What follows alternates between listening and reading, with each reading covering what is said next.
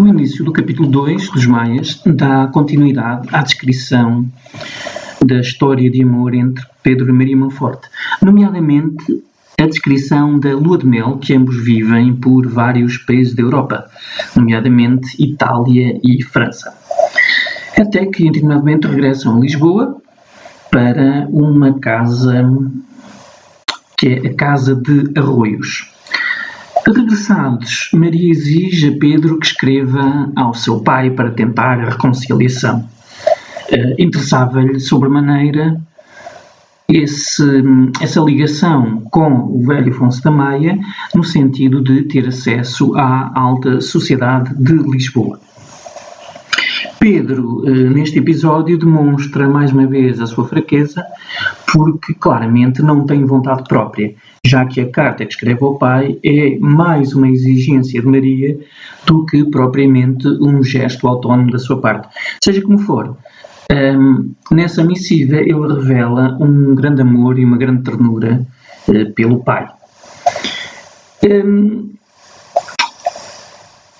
Relativamente à filha que ambos têm, nós não sabemos o seu nome, é totalmente desconhecido, o que tem uma justificação óbvia. É uma forma de o narrador continuar a manter o suspense e assim poder proporcionar o romance entre dois irmãos sem que o leitor consiga detectar antes do tempo indicado o grau de parentesco entre ambos. Em Arroios, o casal leva uma vida de, como o narrador diz, de festança. O que é que acontece? Eles realizam uma série de soirées, isto é, digamos assim, de serões, que são preenchidos com várias atividades, como ceias regadas a champanhe, jogos, representações, recitações, e é uma forma de, obviamente, preencher a ociosidade daquele casal, visto que, dado a riqueza acumulada por Pedro da Maia, não citavam de trabalhar nenhum nem outro. Nesses serões, Maria Monforte destaca-se. Destaca-se, por um lado, por adotar comportamentos que não eram típicos das mulheres da época. Por exemplo, ela misturava-se entre os homens, fumava e jogava com eles.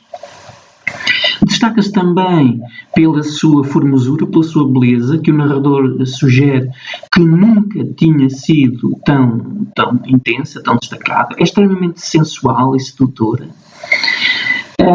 E desperta paixões em todos os amigos do marido, o que naturalmente, por outro lado, desperta nele cenas de ciúmes.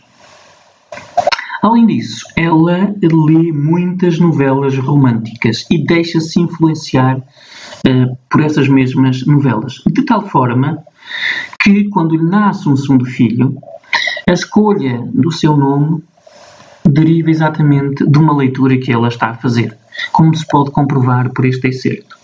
Para abrandar desde já o papá, Pedro quis dar ao pequeno o nome de Afonso, mas nisso Maria não consentiu. Ora bem, mais uma vez, a vontade de Maria sobrepõe-se à do marido. Andava lendo uma novela de que era herói o último Stuart, o romanesco príncipe Carlos Eduardo, e, namorada dele, das suas aventuras e desgraças, queria dar esse nome ao seu filho, Carlos Eduardo da Maia. Um tal nome parecia-lhe conter todo um destino de amores e façanhas. Portanto, o nome do segundo filho é escolhido a partir de uma personagem de uma novela romântica que ela anda a ler, que ela está a ler. Esta seleção, ou melhor dito, este pequeno extrato dos Maias está repleto de indícios, de presságios. Note-se. A personagem da tal novela era o último Stuart. Ora, Carlos da Maia será o último dos Maias. A família, portanto, terminará com ele. Tal como o príncipe, Carlos irá levar uma vida de aventuras que culminarão em desgraças. Terceiro lugar, a presença do destino. O destino está sempre presente e comanda as operações quando se trata de tragédias. Portanto, esta escolha do nome do filho, do segundo filho, do filho homem, é derivada da influência que a literatura romântica tem em Maria Monforte, uma influência exagerada e negativa, e por outro lado aponta desde já vários caminhos, vários indícios de que a vida de Carlos da Maia não será propriamente muito pacífica e muito cor-de-rosa. Por outro lado, ao longo deste capítulo, também surgem outros presságios, outros indícios, sempre negativos, mas relacionados mais com Maria Monforte. Por exemplo, há um determinado momento em que ela é associada a Helena de Troia. Ora, Helena de Troia é uma mulher que causa uma guerra entre gregos e troianos que dura 10 anos. E elas, então, assim sendo, têm duas coisas em comum. São ambas adúlteras, traem os seus maridos e causam guerras trágicas. No caso de Maria Monforte é uma guerra entre aspas, digamos assim. No caso de Helena de Troia é uma guerra mesmo.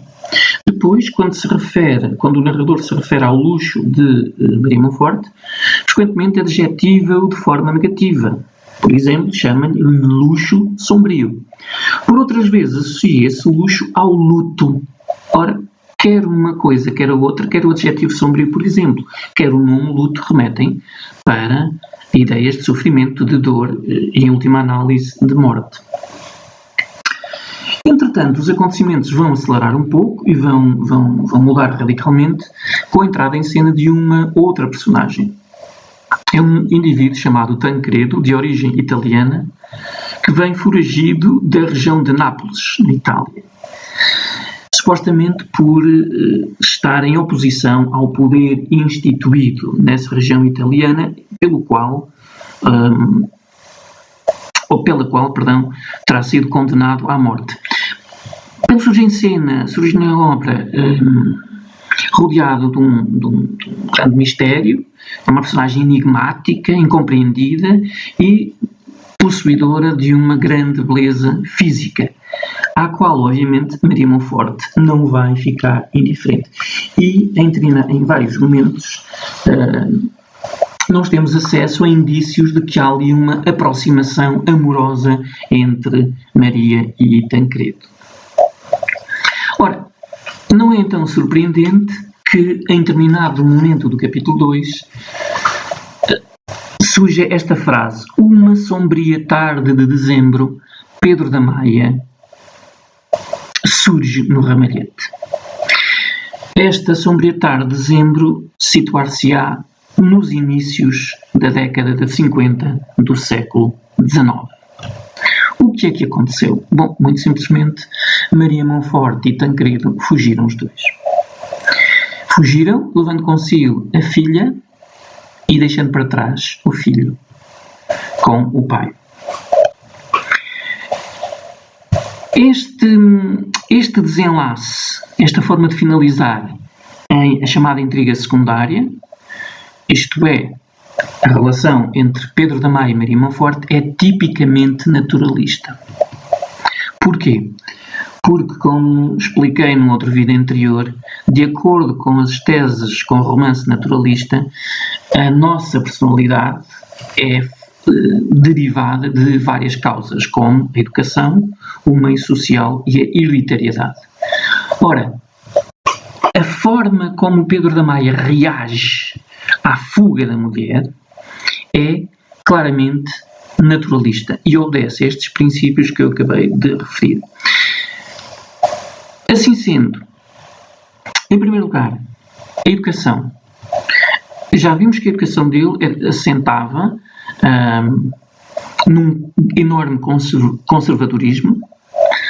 Era uma educação tipicamente portuguesa, fechada, completamente desligada daquilo que era a atividade física, pelo contrário, era feita em espaços interiores fechados, apoiada em ideias ultrapassadas e virada completamente para a fuga aos problemas e não para os enfrentar.